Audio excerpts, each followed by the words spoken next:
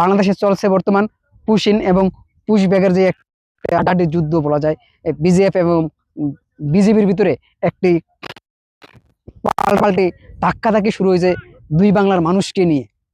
দেখেন, যদি আজকে বলা হয় যে বাংলাদেশে একটা মানুষের যেই পুশিন অথবা পুশিনের বিষয়টা, পুশিন কেন করা হয় অথবা পুশিন কাকে বলে, একটা দেশের নাগরিক যখন অন্য দেশে যায়, যে সেই নাগরিকটা যখন অবৈধভাবে দেশে প্রবেশ করে, একটা দেশে যখন মানুষ একটা থাকে, যখন নাগরিকটা অবৈধভাবে প্রবেশ করে, সেই মানুষটা যখন সরকারের অনুমতি ছাড়া সেই দেশে বসবাস করে, তখন সেই সরকার চাইলে সেই অথবা প্রতিবেশী দেশকে ঠেলে দেওয়াটাই হচ্ছে পুশিন। কিন্তু কথা হচ্ছে গিয়া, একটা দেশের নাগরিক কতদিন থাকলে আপনি পেতে পারেন।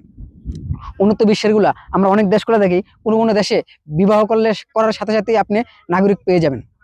আপনি একটি দেশে দেখবেন, উন্নত দেশের ভিতরে অনেক দেশই রয়েছে, যে দেশগুলো আপনি বিবাহ করার সাথে সাথেই নাগরিক পেয়ে যাবেন। কোনো কোনো দেশ রয়েছে 5 বছর, কোনো কোনো দেশ রয়েছে 8 বছর, 10 বছর। নানান দেশে নানান রকমের নিয়ম থাকলেও ইন্ডিয়ার ভিতরে রয়েছে আপনার ইন্ডিয়ার ভিতরে রয়েছে, কেউ যদি 12 বছর থাকে, তার 10 বছর অধিক থাকে, সে ওই দেশের নাগরিক দাবি করার মতো একটি দেখায়, দাবি করার মতো সে উপযুক্ত বলে সরকারের আইন অনুযায়ী বিধান রয়েছে বলে ভারতের যে বিধান, সেই বিধান সবাই তারা দাবি করতে পারবে। তো দেখা যাচ্ছে বাংলাদেশে যারা পুশিন করা হচ্ছে, যে অপর বাংলা থেকে, যে পশ্চিম বাংলা থেকে বাংলাদেশে যে পুশিনের চেষ্টা করা হচ্ছে, তারা অনেকেই সে দেশে জন্ম নিয়েছে। যারা জন্ম নেওয়ার পরে তাদের বয়স হচ্ছে 26 বছর, 27 বছর, কেউ কেউ জানে না তার দাদার বাড়ি কোথায় বা বাবার বাড়ি কোথায়, তাদেরকেও পুশিন করা হচ্ছে। আমার প্রশ্ন আজকে, একটা মানুষ যখন যে দেশে জন্ম নিয়েছে, সেই দেশে সে নাগরিক না থাকার কারণে অথবা সেই দেশে যে কাগজ না থাকার কারণটা কি?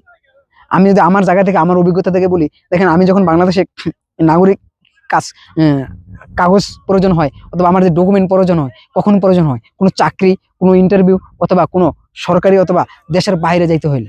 এছাড়া যারা সাধারণ কৃষক রয়েছে অথবা যারা সাধারণ চাকরিজীবী রয়েছে, ইন্ডিয়া অথবা বাংলাদেশে বহু কোম্পানি রয়েছে, যেসব কোম্পানিতে চাকরি করতে গেলে আপনার ডকুমেন্ট প্রয়োজন হয় না, জাতীয় অথবা ন্যাশনাল কোনোভাবে হয় না।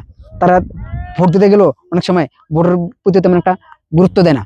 আর সেই গুরুত্ব না দেওয়ার কারণে আজকে প্রায় দেখা যায়, আমরা বেশ কয়েক মাস আগে, নির্বাচনের আগেও দেখতে পাই, প্রায় 90,60,000 বেশি মানুষকে ভোটার তালিকা থেকে বাদ করা হয়েছে, যাদের ডকুমেন্ট সম্পূর্ণভাবে করা হয়নি।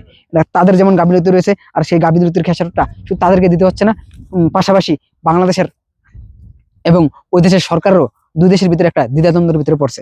আজকে শুধু পুশিন নিয়ে কথা বলতে গেলে, পুশিন যে শুধুমাত্র এই একটি কারণে অথবা জাতিগতভাবে কারণে হচ্ছে আমি বলবো সেটা না, এটা একটা ভূ রাজনীতির একটি চালও হতে পারে।